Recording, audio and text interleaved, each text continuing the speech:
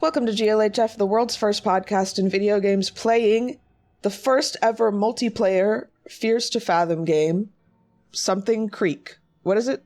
I was going to say Schitt's Creek. That's not what it is. Schitt's Creek. That's the one. Yeah. Small Creek. It's something like that. It was something that started with an S. I'll tell you what it should be called is Sunset Creek, because holy cow, this sunset. They have this on lock. It is gorgeous. I saw it a second ago. Now I'm just stuck staring at you, but you get to look at that the whole time. I do. Yeah, and I'm enjoying it. I appreciate that. It's got a little VHS kind of effect on this whole game. It looks great.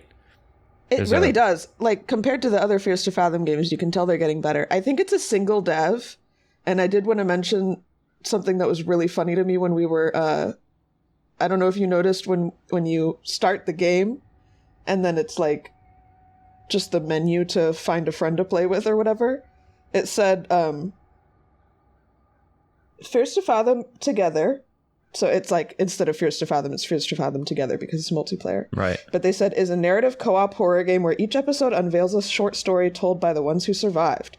You are playing the first episode, but I'm too tired to make another multiplayer game. Yeah, listen, that's incredible. So he's basically saying... You gotta be honest. It's like, that's it. I'm not gonna do, like, don't expect... This was gonna be episodic, but I'm not gonna do it again. Yeah, he's like, so just don't get too excited. Like, if you enjoy it, great, but this is it, just so you know. Which is really funny. I mean... I respect it. I love it. I randomly was just last episode talking about how complicated it is, or I've never done it, but how complicated it seems to make a multiplayer game and like sync it up with each other over the internet. And I do know that this game was quite delayed from when the person originally said it was going to come out. So I'm sure it was a pain in the ass. But it is. All that netcode stuff is crazy to me when you read about because back, I remember when in the Wii days, it had like really bad net code. So like Smash Brothers Online sucked. And people were talking about like how it's so complicated to like make it seem like there's no delay. Oh, you disconnected. Did you know that? Well, for me, it said other survivor disconnected. Hang on, we'll get back immediately. But looks like he was right about it being difficult to develop a multiplayer game. Am I right? Just disconnects the whole time. Immediately broke. We can't stand there for 1 minute. It's going to be another one of these menu GLHF episodes. It's our favorite. It's everybody's favorite. Again. Should I worry about bantering right now, or are you going to cut this out? Let's just pretend it doesn't happen. If it keeps happening, we're going to pretend it's not happening. Okay? Okay, all right. We're just going to reconnect. Everything's going to be fine. We'll get back into it. I mean... But that didn't really answer my question. Can I shut up, or do I have to keep filling the space? Keep filling the space. Be professional. Oh, okay. Well, listen, I have a question for you. Yeah. It's about reading. Reading? Yes, reading. You ever do that? Do you need to know how? Are you capable? Yes. So there's the symbol with the lines and then the line in the middle. What letter is that? No, I saw a Blue Sky tweet from Jacob Geller, fellow YouTuber, of course. Sure. And he said it was something like, I hate Amazon, obviously based, but it was specifically about the Kindle and how when you start reading a book on the Kindle, he was complaining. He thinks it's like sacrilegious because when you start the Kindle book, it fast forwards. It starts you at chapter 1. It skips the I actually hate table of this contents. Too. It skips the cover and the table of contents and stuff. Well, I assume you could see the cover and then you hit like read and it skips table of contents. If there's like an introduction or a prelude, it skips all of that stuff. And I wanted to bring that up and just kind of get a temperature check because in my opinion, if you want me to read that shit, you should put it in the book and not in the boring shit at the start of the book that everyone skips. Because I would never, ever read any of that stuff. But it sounds like you disagree. I do. Well, because sometimes there's like a cute little quote at the beginning or a dedication to somebody. Okay, if it's one page, like a 3 sentences, fine. But if it's like introduction, I started this book when I was in 6th grade. And well, yeah, you don't have to read it's that. Always just some dumb stuff I don't care about. And it's only stuff that I would care about if I had read the book and knew that I liked it, right? And then... I'll go back and read it. But I actually think I would bet that I'm in the vast majority I bet that 80% of people skip that stuff, and that's why they do that. Is because they saw the data and said that everybody just doesn't care. Perhaps, because we're all like, they should just make it a setting on the Kindle, if which one you want. You definitely should be able to set it so it doesn't do that. I'll agree with that. But I just wanted to get a temperature check. Like, am I fucked up for not caring about any of that stuff? Because I don't know. I feel like, yeah, if you wanted me to read it, I don't like when people try to prepare me for the piece of art they made. You know what I mean? I just let me experience it, and I'll figure out how I feel about it. I don't want you to tell me. Or like sometimes that stuff, like the backstory of them writing the book might be interesting if you already read the book and really liked it, and then you go back and it's like the behind the scenes, you know. But that's my opinion. Before you've even read it, it is kind of like, who cares? Yeah, I'd be surprised if there wasn't a setting. And maybe it's like per book or something, and so maybe it's super annoying. But my guess is, I feel like there's got to be like a setting. But I don't know, like when you watch, let's say you're binging a Netflix show, you know, next episode start, theme song begins, skip intro. Are you skipping it, or are you theme songing it up every single time? You know, it depends, but I kind of am theme songing it up. I mean, I do, funnily enough, themes, like generally speaking, I theme song it up. If it's a good it's part one, of the flow. If it's a good song and an intro. Okay, yeah, talk to me. What are the best theme songs? Or just like intros. The BBC show of his Dark Materials books was amazing. I've heard that's general, pretty good, yeah. But the intro is so cool, like visually. It's really cool. It's like, I'm gonna look up a picture of it. This crazy like kaleidoscope, like taking you through all these scenes across the whole series. It's really awesome. Yeah. So like that one I would watch. Some of them are boring though. Tone. Yeah, some are boring. It does really depend, like especially The Last if you get into of Us, you're just like close-ups on mold growing. I'm like, I don't need to see that every time. You know. So it's for you. It's like, how interesting is the visual of it? You know, that's a big part of the it. Visual if and the it's music. nothing to look at. So are you? Did you play The Last of Us games? Because I'm actually playing through them right now for a video. I've only seen the show. You've already played them, right? I think I have, but I'm replaying them. So you're a show. Did you watch both seasons of the show? Because I haven't watched any of it, but I've heard interesting things. But then about isn't the second season only part of the second game, and then there's going to be more? Yes, I believe the second season is the first half of the second game, and then the third season will be the second half. Did you find that both seasons were about the same quality? Because I've heard dramatically different takes from people on, and not takes, because I know like people hate it because it's too woke or whatever. But aside from those people, right. I've heard from like people whose opinions I trust. Some of them say, I like the whole show. Like my dad likes it. He just thinks it's good. Yeah. And I've heard from other people like the second season just nosedived and got horrible. And I'm curious do you have an opinion? I liked both. I'm trying to like remember because now it's been so long since I've seen season 2 that I'm like, I don't want to say something wrong, but I think season 1 probably was like, I was a little more invested. Yeah. I think based on what the story of the second game is, it would be, I think, really hard to do that as a TV show. I think it's actually very important that's like the way that story's told is so tied to it being a video game. Whereas the first game is kind of just like, it's like a TV show with a video game attached to it. The second game is much more of like a video game, I feel like also. Okay, I was just curious. Yeah, but so like since I haven't played them, like I don't even know what happens in the second half of the second game. Like I don't. It's crazy. Well, you saw that guy get his head beat to death, right? He killed that guy. I literally don't remember. I'm gonna have to go watch one of those like The Last of Us 5-minute recap YouTube videos. Okay, that says a lot about how you felt about season 2 if you don't even remember the thing that No, this is me with every single show. I don't remember a thing that happens ever. If I saw it more than 1 month ago, I got no idea what's happening. It's gone. I respect that. Live in the present. That's what they're always saying. Especially if we binged it, because if I binge it over a couple days, that shit is gone like next week, you know? If you have sleeps in between, you remember it better. If you binge it, it's like 100%. I might as well not have seen it ever. Yeah. Do you ever intentionally unbinge a show? Like, have you ever had a show that you could have binged but you decided to watch it week by week to like slow down? Or if you like it, I don't think I could wait a a whole week. I can wait like or even a day. Yeah. Yeah. I'll do that because who has the time to sit and binge a whole show anymore? You know, you would be surprised, I think. Yeah, you would be surprised. So I don't know. People seem to find the time.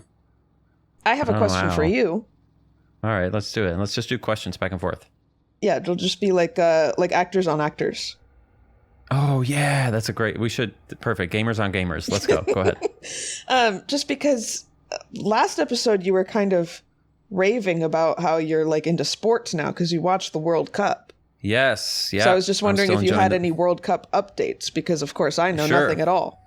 Well, I'll tell you what. I was obviously, as I said last week, let's go USA, USA. Osei, can you see by the dawn's early light? But I'll tell you what. Did we get creamed or did we get creamed? Ooh. Holy cow, we got creamed. Is that something people say? And I'm not trying to be mean. Creamed? We creamed ourselves. I was like, no, I don't know. Don't they say that? Like, I'm going to cream you? Unless I'm thinking of something. Maybe I'm thinking of something else. Clobbered? Whatever. Yeah, it's I'm not trying to be mean, but in my unprofessional opinion, we looked like high schoolers playing soccer against a bunch of adults. Really? It was rough. I don't know what the fuck happened. I don't know how it works. Out. Yeah, it's total knockout. So you lose once, you're done. God damn. So unfortunately, the U.S. got creamed. I don't think you which can is not say that. good. I swear that's a thing that people say. I'm going to cream you. I don't think we can say that. Okay. Well, we'll let the comments decide if I'm making that up or not. But we got creamed. Yes, Belgium cleaned our clock, you might say. Creamed on our clock. Okay. Which meant that we're gone. So obviously that's a bummer for me. But there's plenty of teams to pick from. So then I swapped from... Once the U.S. was out, I was like, all right, you have your backups, right? Because you know all these teams. Yeah. We've been watching a lot of the games, and you also just like have countries you like. Can I just find a list somewhere? Did you say something? Yeah. Are you there? Wait, what'd you say? It's not. You sound like a ghost all of a sudden. That must have just been my microphone. Something really strange happened in my ears. Okay. What'd you say? I just said who's even left in the World Cup. Like, can I find a list somewhere of who's remaining? If you search up World Cup bracket on Google, it'll just pop up a bracket. We're down to the semifinals. So right now, it's France versus Spain and England versus Argentina. So the winner of those two games will be the ones playing the final World Cup, which is unfortunate because after the USA lost... I hopped over and I said, all right, I'm going for Egypt now because Egypt has this like guy in their team who's just really cool. And, you know, you always want to root for an underdog, and they were the underdog against Argentina.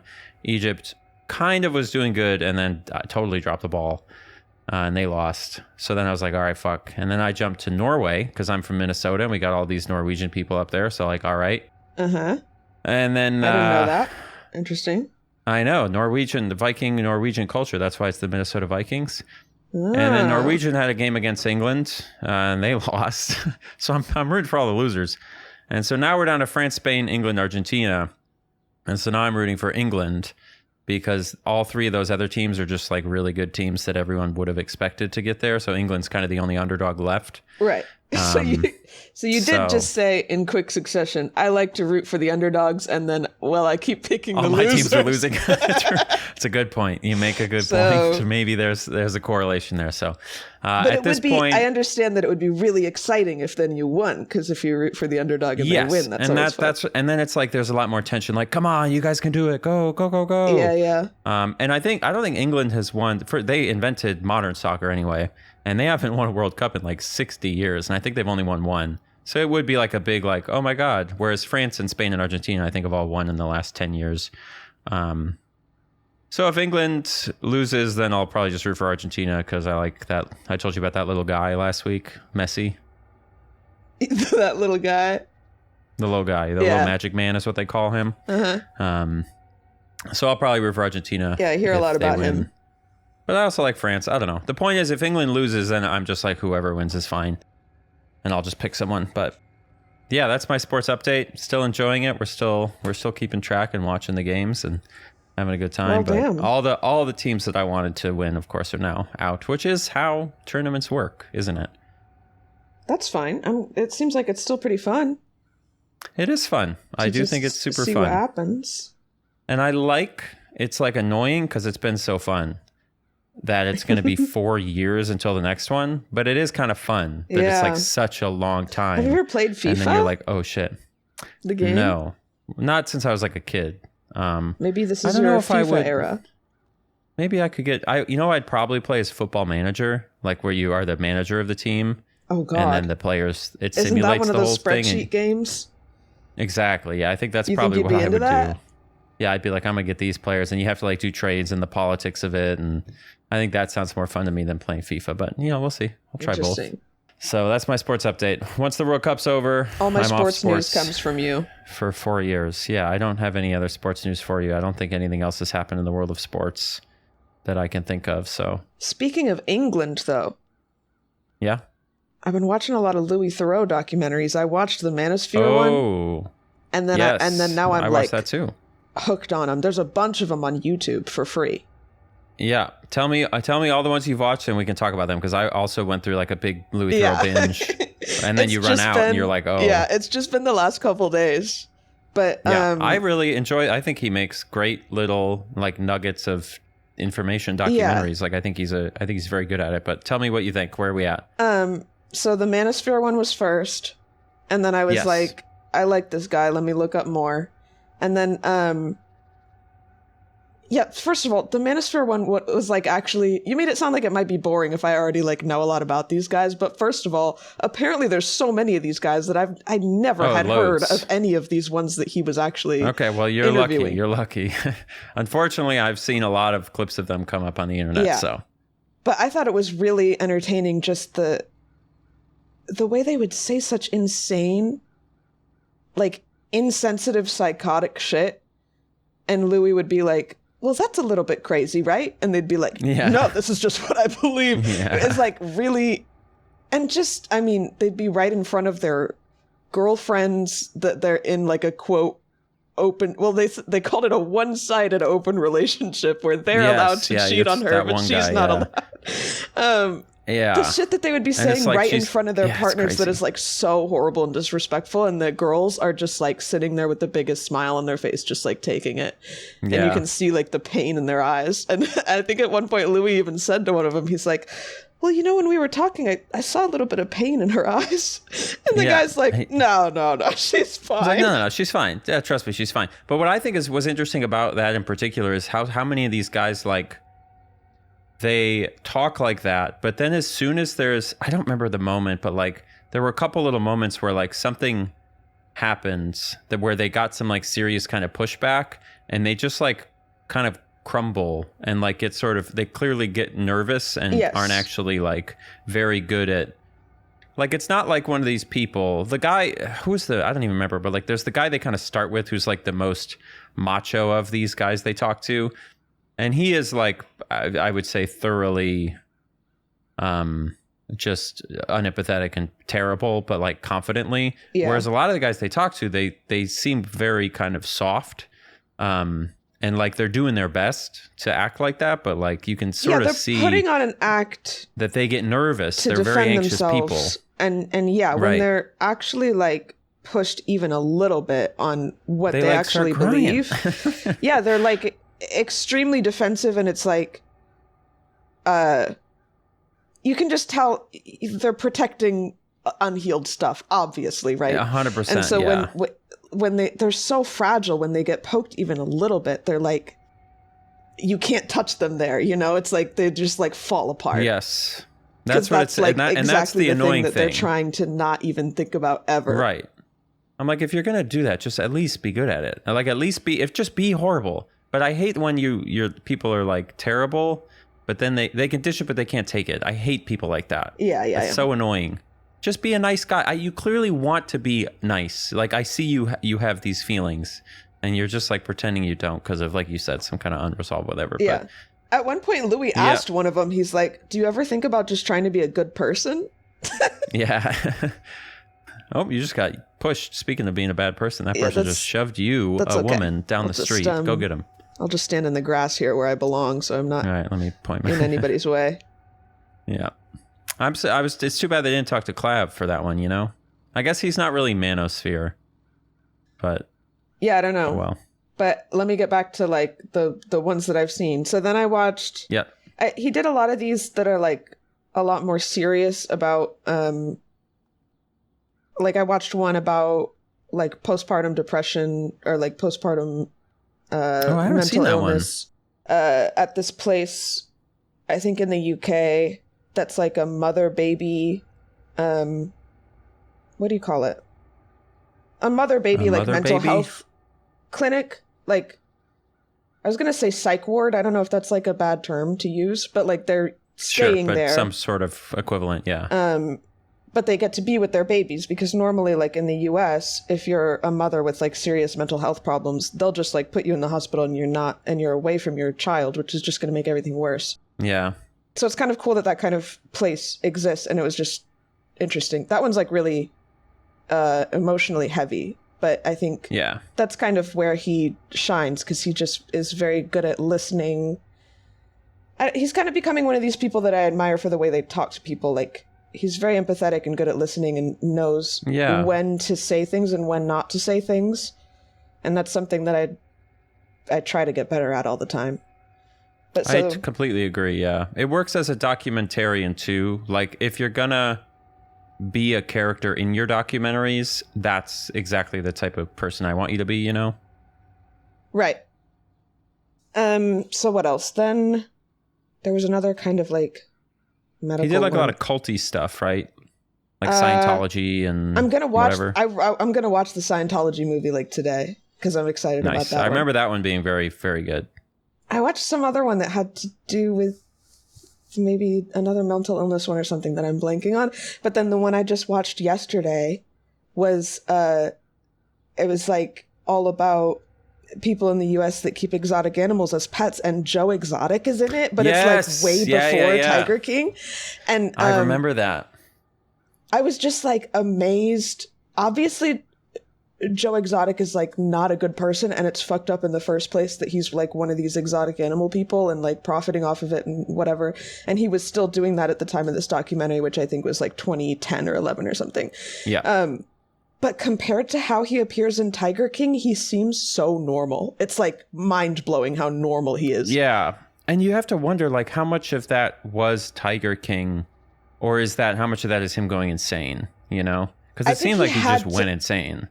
It does seem like he kind of went insane. I think a lot of people think he just, like, did a bunch of meth, and that made him crazier. Sure, yeah.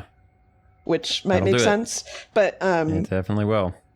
But I think even Louis says, like, his first impression of Joe was that he was just like a friendly guy, which like that's how he appears in this older documentary. He seems like I think that is maybe my favorite thing about Louis Theroux is he gets a lot of shit for this at times, but he's not afraid to tell people. Like, I remember he did a documentary on this old child predator guy in the UK called Jimmy Savile, and I remember after Jimmy Savile died, and then it came out that he was a child predator, so nobody knew it. And people went to Louis because he did this documentary. He was like, "What did you think? Could you tell that he was a child predator?" And Louis Theroux said, "No, I actually thought he was really friendly. Like, I really liked that guy. Like, I thought he was really wonderful," because that's what he felt at the time. And he got a lot of shit for that, for saying such a empathetic, or just being honest. But I like that he's able to see, like, he's able to like terrible people, because that's the problem with terrible people, is like the reason they're able to do a lot of stuff is usually because they can be quite likable. And I like that he's not afraid to befriend people, kind of, to some extent, like Joe Exotic, or he does one in like prisons with murderers and things like that. And he's not afraid to let himself relate to these unusual I mean, people, that's so kind of like his superpower, and why he's able to like get so much information out of people is because he's able to empathize with anybody, right?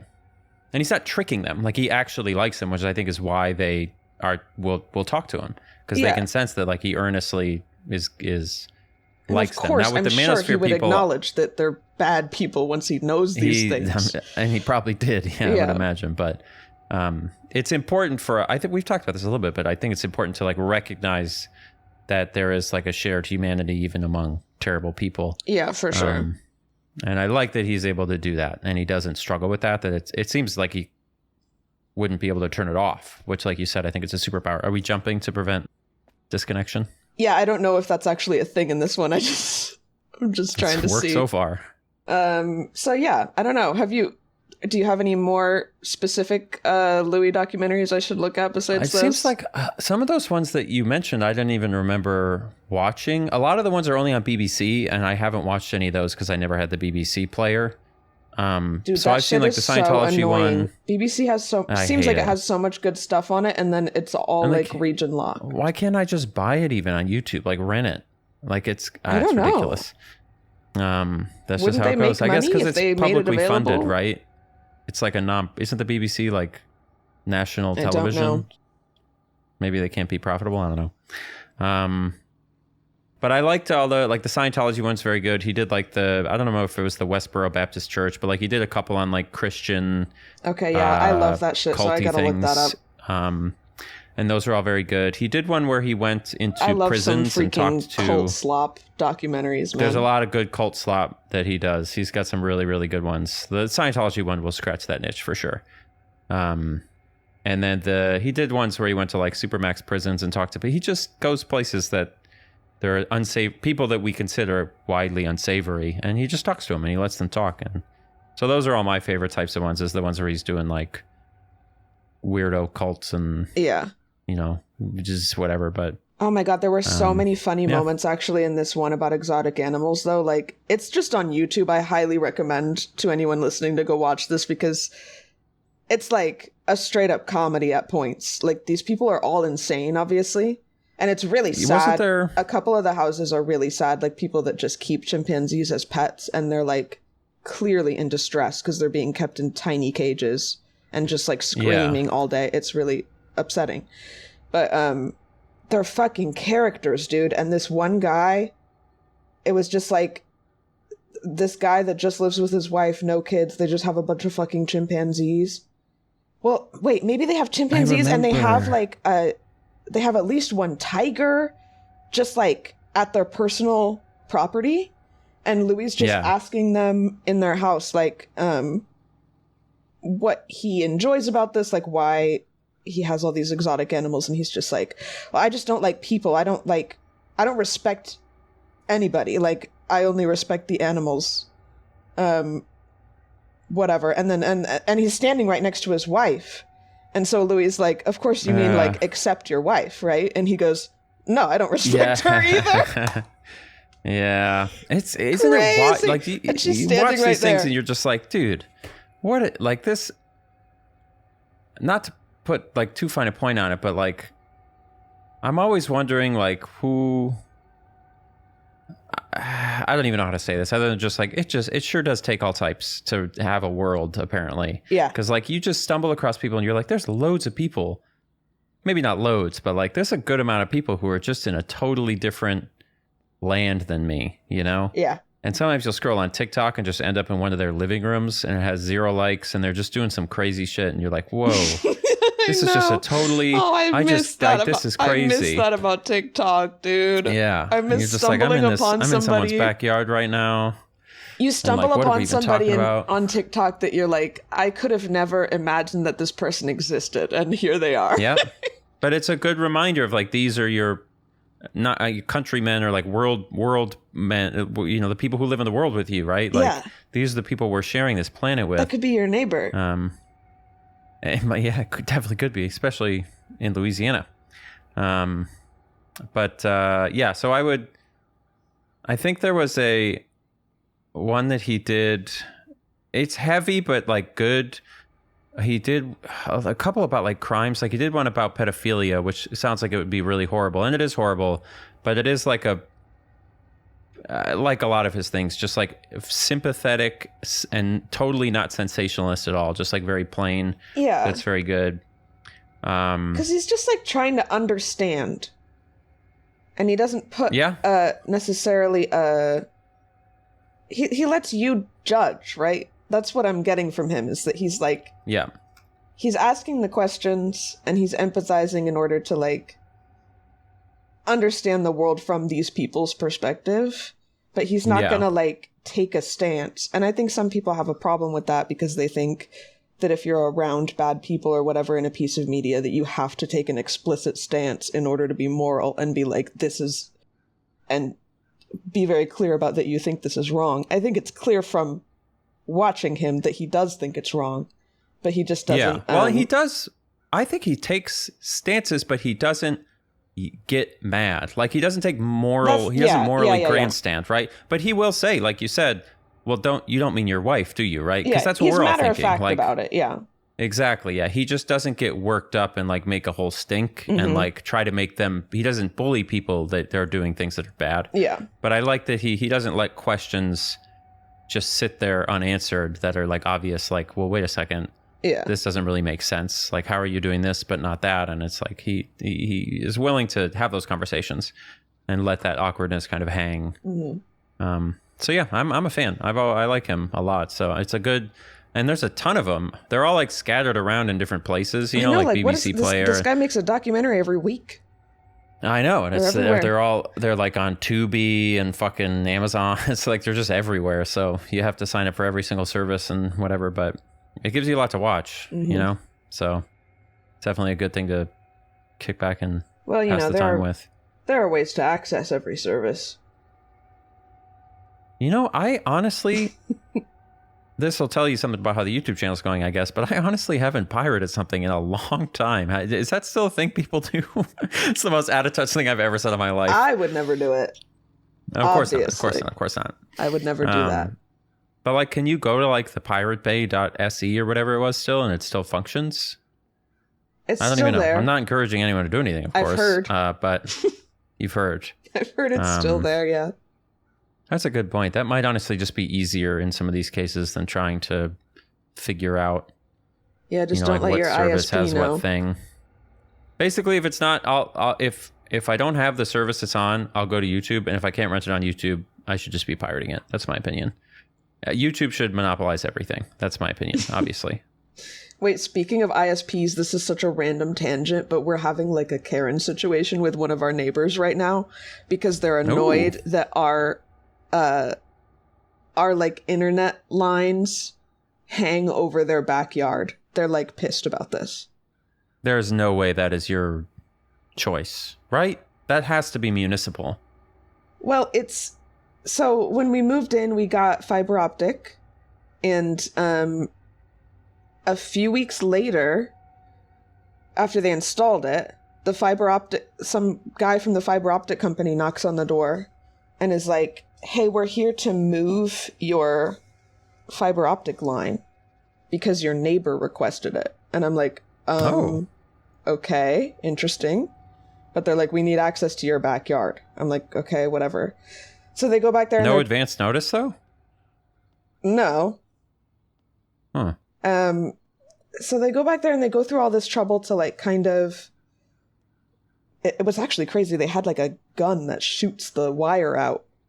But they were trying to like... Whoa. That's awesome. They ended up like getting up on hook? Something like that, yeah. They were trying to like shoot it up through a tree so that it would hang higher and not... I think they don't want... Our neighbors don't want the wires hanging over like their fancy deck that they have in their backyard that they hang out on. Whatever. Mm-hmm. So they moved the fiber optic line. And then the other day, Noah was out there doing yard work. And they like flagged him down and they're like, hey, while you're here, we just wanted to mention there's still like a bunch of old, they think it's Comcast lines still hanging over their yard. And so they want us to call Comcast and ask them to take these lines down. We don't even use Comcast. It's just like old from previous tenants or whatever. Yeah. And Noah is way too kind because he actually did try to call Comcast. I would have told the neighbors, yeah, I'll try, and never actually done that because that's insane. But yeah, Noah did actually try to call them, and Comcast was like, you can't request the lines be taken down unless you have an account with us. And I'm like, okay, well, we're obviously not going to make a Comcast account just to ask you to take these lines down for the neighbors. But I was just amazed. I'm like, I would never even think to complain about such a thing, that there's like electricity or like internet lines overhead in my backyard. I don't think I would either. Yeah. But as I definitely have started having moments, like you ever talk to like a becoming dad a Karen? and they're like, I can't believe they chopped that tree down. I used to love looking at that tree. And you're like, what the fuck are you talking about, Dad? Like, are you what? Yeah. And I've had moments now where it's like, oh, I just love sitting in my backyard and having this thing and whatever. And like if somebody put up a big ugly thing, I'd be like, damn. And I would never do anything about it because I'm a very passive person for now. But Yeah. I don't think I would ever think that about wires, like municipal or like utility equipment. I don't think I would ever think that. What I think is crazy is like, whose responsibility? Because it's not your responsibility. There's no way. And it might be Comcast's, but like the neighbor could definitely call them and just be like, yo, there's a hazardous wire in my yard, even though it's probably not hazardous. I don't But know. yeah, like who's supposed to take care of that, right? I don't know. I think like if you didn't want a wire in your yard, who would you call? It definitely has to be the utility that does it. I think my understanding is that the utility company owns the wires or pipes or whatever, and they're just and it's they like have their like special responsibility privileges to keep it, route it through people's property. So it probably would be Comcast if it's indeed their wire. But if they're going to tell you that they can't do it without an account, then yeah, your neighbor's just kind of like, good fucking luck getting Comcast bugging you about to do it. that. Yeah, to do anything to deliver internet, for God's sake. That company couldn't internet their way out of a wet paper bag. That's my life. It really is funny that like I am 30 now, and and these are the kinds of things that concern me. These are the things that I'm talking about and like living through. Yeah, is like neighbor drama. We like go out to dinner with friends and we're talking about fucking home renovations and housing prices. It's like, oh yeah, you're doing that. You've gone all the way down. When did this happen? How about these housing prices? Literally, like which know. neighborhoods, what kind of prices are in which neighborhoods and stuff. Really, I've never had that conversation, but I guess I haven't thought about buying a house. So, and I'm I don't like, know if that's And like if I remember being a kid and being around adults having those conversations and being like, how could this possibly entertain you? That's true. We are having a podcast about sports and housing issues. I know. That's crazy. Dude, it's what over. What the heck? I think it's over for us. You haven't played any video games lately? Jesus Christ. I think it's over. I think we're unk and it's over. That's okay. I'm happy with unk. I feel like I've positioned myself appropriately to unk out, to cream unk my... I'm fine.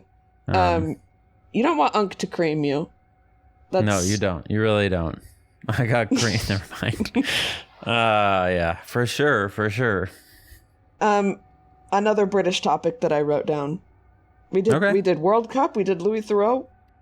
I wrote down. I have an adjacent British topic for when you're done, maybe. Oh sure. Oh my God, this is the British episode. I love it. Oi, let's root for England. Rah rah, God save the Queen. I wanted to discuss the word whinge. Have you heard this word? WHINGE. Does it mean like... It means whine. Like you're whining about something. Oh, whine. I don't think I have. Complaining. Okay, and use it in a sentence. Oh gosh, I think you can use it just like whine. I might be wrong. But like... I was whinging yesterday, or my wife can't stop whinging about housing prices. Literally. Whatever it is. Yeah. Well, so I want to know from the British people, first of all, am I saying it right? It's just whinge. That's how it sounds like it would be said. You're whinging. But I see this often in like social media posts from British people using this word, but I don't know if I've ever actually heard them say it out loud. I've mostly seen it written down. So I want to know, like, how common is it for people to actually say whinge? Like, oh, okay, what's he whinging about? Did that sound good? Is that what it would be? Like he's whinging about, like, oh, he's having a little whinge. I think. A little whinge about the England game. I think you just use it exactly like you use whine. He's whinging like, about that cable that hit the ball, right? Yeah, like my neighbors have been whinging about this cable. Oh my God, they won't stop whinging about the damn cable. So I want to know how common it is to actually say it, because for some reason, in my personal experience, I'm seeing it more written down. And where? Just on the internet? Just like wherever? Yeah, just on like whatever, like Instagram or Blue Sky posts or whatever. Okay. Like having a whinge. Is like that the way people would use it? Is like I'm having a whinge? Or would they say I'm whinging? I don't think so. I think it's I'm whinging. I think it's a verb. I'm whinging. It's not like having a wee. Well, but to wee is a verb. Like I'm weeing. You could say that. Or you could say I had a wee. You could do it both ways. I don't know. It is. Yeah. I guess that's a very British thing would to like say. To play. To use a verb, but say I'm having a, and then the verb. Right. That's a British thing. I think. Like, let's think of another example. I don't know another example besides we. I guess we do that too because you'd be like I'm running or I went on a run. We'd say that I went on a walk, as opposed to I'm walking. You wouldn't say I'm having a run. That sounds British when you say I'm having a run. I suppose they do say having, like I had a fight. Like we had a fight. Well, no, you say we had a fight. There's maybe some, but I agree. It feels more to say having a blank feels very English. Yeah. It also, I think I've literally said this before, but they don't say that they're done with something. They say they're done something. You know what I mean? Give me an example. Like, what's something you're done with? I'm done with my chores. Why can I not think of an example right now? Just silence. Yeah, I don't know. Because I'm trying to think of an example that like an American wouldn't say. Yeah, I don't know. I'm really not sure. I don't know. Yeah. One of the things I like. I love it. I love the Britishisms. Keep them coming, guys. You just really like a mard. What? Like marding. You ever hear about that? M-A-R-D? M-A-R-D? M-A-R-D? What the heck is mard? Like marding? You're making things up now. No, this is a real one. It's Mard? A real one. Like if you're having a marred, it means like to have a fight. Right? Us both Googling right now. Yeah, click. I swear it's like, isn't that one of those things? I'm seeing Mard. Mardy? No, marding. Like you can have, maybe I'm spelling it wrong. Oh, I don't know what you're talking about. That's fine. We need help. We need a British consultant. We really do. Can we get a British person on the pod? Did you say you also had do I know any British people? Tangentially, sure. No, I mean like someone you could call right now. No. Oh, okay. Is that bad? Yeah, I have. Does that make me discriminatory? It is bad. You should have someone from every country. Yeah, you need a race, one of every race in your phone and ethnicity. Yeah, or else you're gonna get in big trouble. But you can fix it by next week. Cue all of the British people that think they are friends with us commenting and being like, "Oh, you forgot about me." Shit. Did you say you had another England topic? Yeah, a thing that English people used to do. I mean, it's just rich people from all over Europe used to do this. But you remember, I don't know if you want to get into it, but you had let's say, not a hospitalization, but an issue with a feline, right? Now you're just making it sound... Now people are going to be curious because it's obscure. I was looking for a gift to send you to be like, this is us doing the pod, because you made a joke about something. And I was looking for, you know how in like cartoons when they have someone who's wrapped up like a mummy in a wheelchair and it looks like they're just like their whole body is just injured. I was going to be like, that's going to be us doing the pod. It's you and the whole thing. But then I was like trying to figure out, what do you even call that? Because it's hard to Google that. Like, I got attacked by one of Joe Exotic's tigers, guys. That's what happened. That's what it was. Yeah, that's why I wanted to keep it low key, because you're in a lawsuit with him now. Yeah, so that's I didn't want to blow up your spot. But I was typing things like guy in a wheelchair wrapped all the way up. Like I was just trying to find ways of typing it in, and I couldn't figure it out. And then I landed on mummy guy in a wheelchair, which didn't get me there, but it did get me to learn it about mummies. So if you'll indulge me, I have some mummy information for you. I see how this wrapped back around. You should have done that picture of the anime girl that's got like bandages around her eyes and has lost all her limbs. Do you know what I'm talking about? I can't say I do. What would I have Googled? Let me try right now. Yeah, see if you can figure out what to Google to pull up. Bandages. What? I've seen people use this as a meme, but of course this is not coming up. Is it this? Is it like a piece of fan art of something? It's this one. A quad amputee anime girl in a bed? Yeah.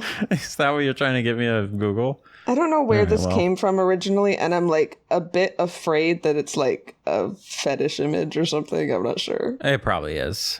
Yeah, it almost certainly. But it's anime girl with no limbs bandaged up in the hospital. Is that what I have to type in? Well, didn't you find it? No, I just found a picture, but maybe it is this. It's like kind of soft lighting. She's got a teddy bear and flowers around her. Oh, yeah. There's some good memes, actually. I found some good memes about it. Okay, cool. I don't know where this came from. I'm afraid of where it came from, but... I should have... But that's best not to look me. into the origins. Yeah, and that's what the pod is going to be like from now on. So, anyway, I was learning about mummies. Because I was like, you know what? How did that happen? That, like, that mummies became like a monster, right? So I'm going back in time and I'm learning about mummies.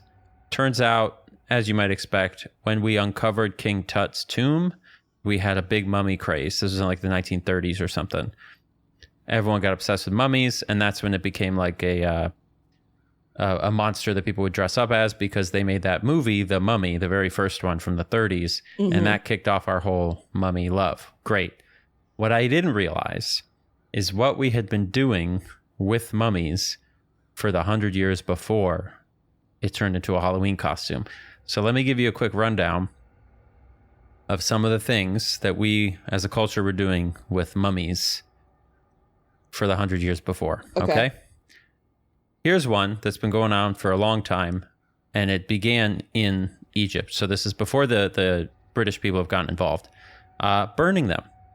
Apparently, they're a great source of fuel, because they were covered in oils and resins, and there was like 40 million mummies in the world, so they're all over, and nobody knows any of these people anymore because it's been 3,000 years. So we would just take them and burn them. You'd use them for fire, and you would cook stuff. Okay, kind of weird, but you would just, hey, get some mummies. So you would go to the store, and you could just buy mummies, bring them home, fire.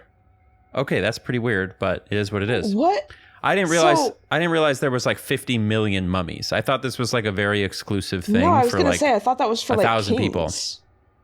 Yeah, I thought so too. But there was gajillions. Also, isn't the whole point to preserve their body? So like, wouldn't it seem like really not good to burn them? Well, but I think the point was, it's like it had been so long. Nobody even remembers these people. You're talking 3,000-year-old corpses, right? No, nobody has any idea who these people are. It's just there's corpses lining like just all over the place, and you're like, well, not all over the place outside, but like there's just giant, areas with a bunch of mummified corpses that nobody cares about. Reduce, reuse, and recycle. There's a bunch, exactly. So that's pretty cool. Unfortunately, eventually, we realized that you could do other things with mummies. One of the first things that happened is a rumor got started that if you ate mummies, it was like a cure-all medicine. So there became this huge mummy dust. You would grind mummies up into a powder, and you would just eat it. And this went all over the world, grinding up and eating mummies. I wonder what that tasted like. It couldn't have been great. We also turned mummies into paint. So there's an old paint color called mummy brown, which you can still buy, but it's not made out of mummies anymore. Yeah, right. No, it is. So there's like some famous paintings you can go see that are painted with human remains effectively. Okay. So we were using mummies for every for food, for medicine, for fuel, for dust. And we kind of thought it was infinite. The last thing that people would use mummies for, and this is where the Europeans get involved. Wealthy people in Europe would go to Egypt and buy whole mummies, take them back home, and have mummy parties where they would unwrap the mummy layer by layer and just check it out. Ew. And so they would unwrap them, and mummies would have like necklaces and trinkets, so they would give the trinkets away to their party guests, and they would just like unwrap it all the way. I don't like that. And be like, whoa, isn't that fucked up? That's crazy. That's fucked up. It's one thing if you're going to It's a crazy thing to do. Use them for materials or something, but to actually just like take a dead body home and desecrate it for fun in front of your friends is like crazy. And then just give away the little bits. And also, apparently, this might not come to it as a surprise, but stank. Not good smelling. Oh my God. It made the whole house smell like horrendous. But yeah, they would bring when them your back. neighbors are having a mummy party. Yep. And they'd be smoking cigarettes or whatever and drinking scotch and unwrapping a mummy. Can I just say, and giving stuff away. To bring it back to our favorite topic of death, this is why you got to give up on like living forever and like, or like preserving your memory, or like you just got to give in. Don't even bother. Because no matter how hard you try, thousands of years from now, nobody's going to know who you were. They're going to be having mummy parties. They're going to be eating you. They're going to be fucking you up. They're going to be burning you just to keep warm. You're going to put millions of dollars into getting into one of these cryo tubes because you think that you're going to be revived someday. Meanwhile, what's actually happening to you? Mummy party. They're making paint out of you. Nobody cares. I mean, in a way, if somebody told me ahead of time that this was an option, like, hey, when you die, we could mummify, we could turn your body into paint and create a beautiful painting for you that we can give to your family. Beautiful I might brown fuck with painting. That. But very brown. It's a painting of dirt mostly and like a rock and a mountain, but it's beautiful. Like that is not. I actually don't disagree. I know a lot of people are sensitive about it, but I don't even disagree with you that like using dead bodies for resources is like necessarily a bad thing once nobody cares about the dead body anymore. I wouldn't say so, no. If you're using I'm them not a for big believer purpose. in like the human soul and like the sanctity of that. After, right. You know what I mean? Like I feel like our power lives in the memories Sorry if I'm that our burping loved into the ones mic, have of guys. us. Didn't even hear it, but I'll have to listen to the whole pod. Yeah, so but I agree that like doing it just for like, I don't know, sort of voyeuristic dehumanizing pleasure is a little funky. I'm not that into that. Yeah. But it was a big deal. We were going through a big Egypt phase in the 1800s, in the Victorian times. Yeah, I mean that's what's extra fucked up about it is if it was British people like bringing stuff back from Egypt, they never because would do they're that. like, They'd be like, "How dare you? Check out this exotic dead body I found." Right. Let's like. just There's no fuck way it up that for like fun. if an Egyptian person came to England and tried to like get an old corpse, they would like kill him. You know what I mean? They'd be like, "How dare you take an English corpse?" Yeah, I don't know. Try to desecrate it like that. That is wild. Yeah. That's what I learned about mummies. And I never even sent you a meme. I got so distracted that I just never responded to your text because I was reading about mummies for an hour and a half. It became a podcast topic. Yeah, there you go. Big stuff. But yeah, I do kind of feel like that anime girl right now. I think, I'm not going to get into it on the pod, but like stuff just keeps happening to me. It's really funny to not get into it and to say things like stuff keeps happening to me and then talk about the quadriplegic or the quad amputee anime girl. People are going to be like, what the fuck happened to this girl? Stuff just keeps happening to me. It's kind of like a series of unfortunate events where it's like it becomes comical after a point. God gives his toughest challenges, right? But it's fine. At the end of the day, I'm a YouTuber and I can't complain about anything, so it's all right. I agree completely. That's sometimes you ever catch yourself complaining and you're like, oh shit, I'm a YouTuber. All I really the time. All the time. I cannot say anything about anything. My favorite. This is the greatest life ever. Yeah. My favorite, like affirmation to myself is just like, get over it, get a life. I'm like constantly telling myself to get a life, and it honestly helps. I think that's important because a lot of the things that I get extremely anxious about are like not real. Yeah. It's like actually it's important. In some cases my feelings are not valid and I actually need to shut the fuck up. I feel the same way. I hate when people try to tell me, and I know that for some, because like it goes both ways, right? Some people, they've spent their whole life having their feelings invalidated, that learning to validate their own feelings is the important thing. I'm the opposite. I need to learn how to invalidate my feelings because following what my feelings tell me leads me down some crazy I think there's a balance to it, and that's why like certain types of therapy aren't always helpful at a point. Like I've been to a lot of therapy and I have like healed a lot of stuff that I legitimately did need to like validate myself for. But I am the type of person to have like just like anxiety that honestly like doesn't have a purpose, and that I actually need to like learn how to ignore. Yes. And so it's like not everything has to be unpacked and given a lot of weight. Some things. Yeah. I've reached a point with therapy sometimes where it's like, I'm saying something that actually in hindsight is just kind of crazy, and I need you to tell me I need to focus on something else. Yes. But like, the therapist, of course, is trying to be super empathetic, and they're like, well, this makes total sense because of this and this, and then sometimes that just makes you get more stuck in the emotion, because then you're like sitting there overanalyzing it with them, and it's like, really, I need to get a life. I need to go outside. I need to talk to somebody. I need to get my mind on something else. Grass. I need a touch grass therapist. Literally. Which I'm sure there are, obviously, like that's, and like you said, it's all about a balance. And so on and so forth. Like, not all therapy is going to be exactly the same and perfect for every moment and so on. Like, but truly, I agree that a lot of my anxieties go away as soon as I like literally just talk to another person, because I spend too much time in my own head in my own house, and I'll have like one social outing and like get some fucking perspective and be like, oh, I actually have to shut the fuck up about that. Mm-hmm. Sometimes that's all you should.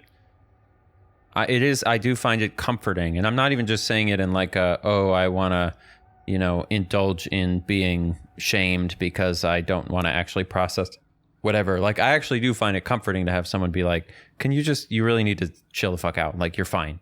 Like, relax. Yeah, I mean, and a lot of people don't like hearing that, but it does help me sometimes to have someone just aggressively say, you don't want to be dude. Shamed. Like, I would say shame is never good necessarily, but but bringing up the idea that like sometimes distraction is what you need. You need some perspective and some distraction.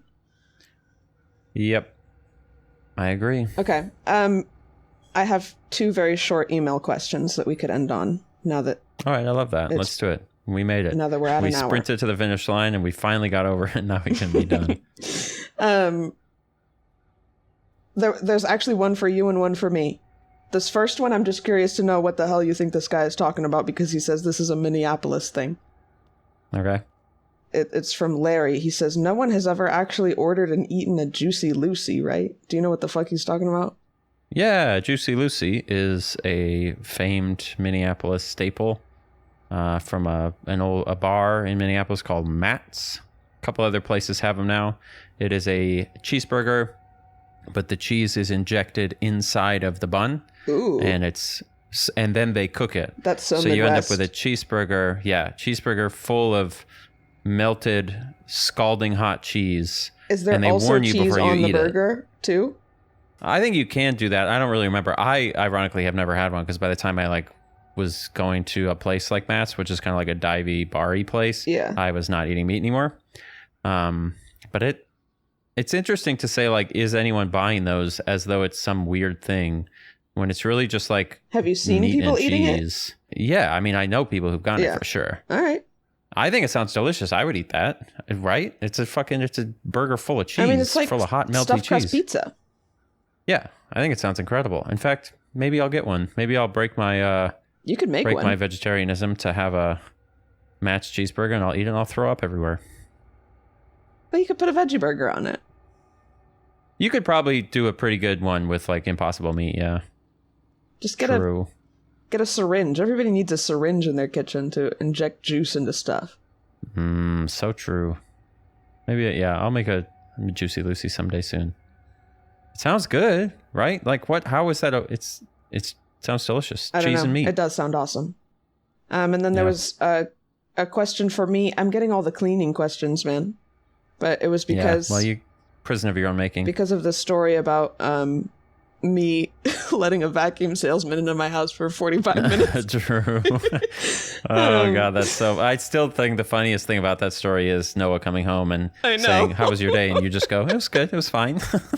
Like, that is just so goddamn funny. Well, you know what? He's heard podcast episode. He knows now. Now he knows. He's never going to let you live it down. Yep. But Jeff asked, what vacuum do I actually use?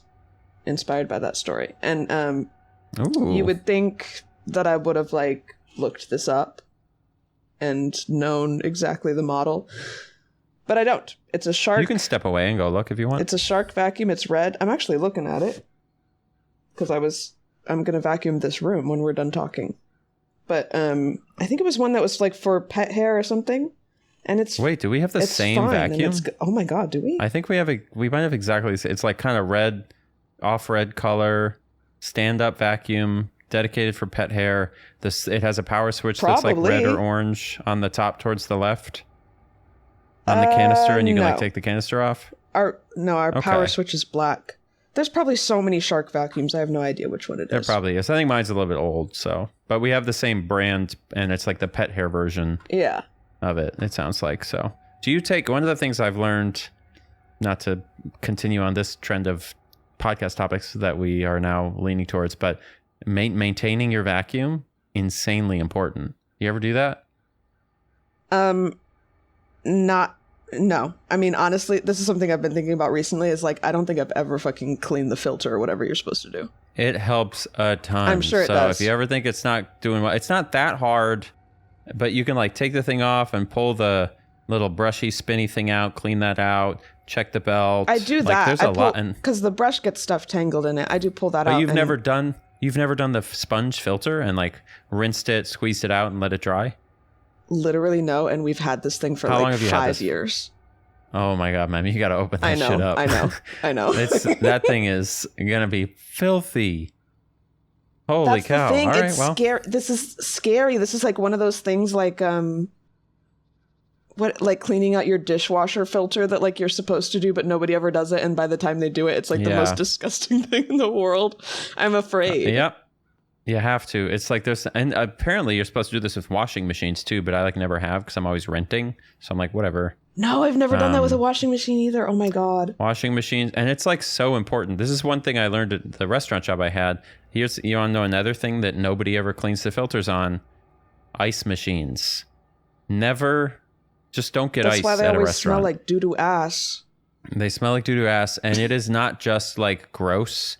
It's like we had to go in there like dangerous, it was so nasty, dude.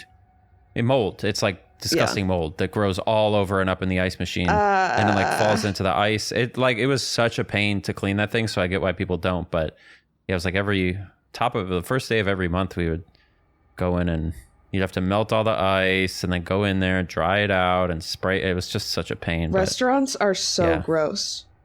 They're filthy. So filthy. Like actually nasty. Once you work at one, you realize. It's why it's crazy to me that everyone at the restaurant always complains about the health inspector. And I'm like, dog, you do not want to live in a world that we don't have a health inspector. Like, yes, it's annoying, but like, are you serious? Like, we need to be health inspected, okay? Because we will cut corners because that's what people do. So you got to have someone holding you accountable. If you want to keep eating at restaurants, you actually have to not think about it. It's crazy. Yeah, well, I feel blessed that the place I worked at, they actually did a great job. God, thank goodness. But I can't imagine that's the norm. But I don't remember us doing anything like truly filthy.